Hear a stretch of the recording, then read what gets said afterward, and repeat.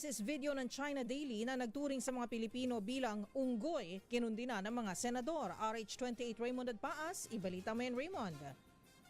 Walang puwang sa makabagong panahon ang racism.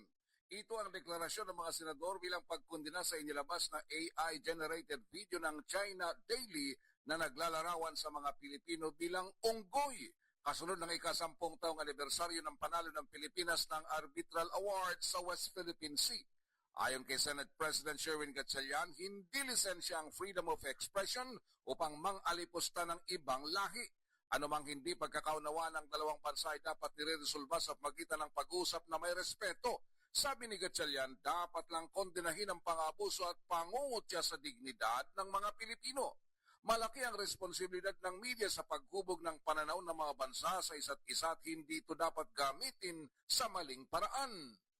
Para naman kay Senador Francis Kiko Pangilinan, hindi ka tanggap-tanggap ang racist at mapanghamak na AI-generated video ng China Daily. Hindi ito nararapat sa isang media outlet na kumakatawan sa China. Sabi ni Pangilinan, magbubumerang ito sa kanila. Dahil ang kanilang ginawa, hindi lang ang mga Pilipino ang ininsulto, kundi tiyak maapektuhan ang kanilang naisin na kilalanin bilang isang responsabling leader ng international community. Nanawagan ito sa People's Republic of China na agad nitong utusan ng China Daily na alisin ang naturang video at tumingin ng paumanhin sa publiko at panagutin ng mga responsable nito. Sabi naman ni Senador Panfilo Ping Lacson, kung unggoy ang turing nila sa mga Pilipino, ano sila? Kung pag-uugali at karakter ang batayan.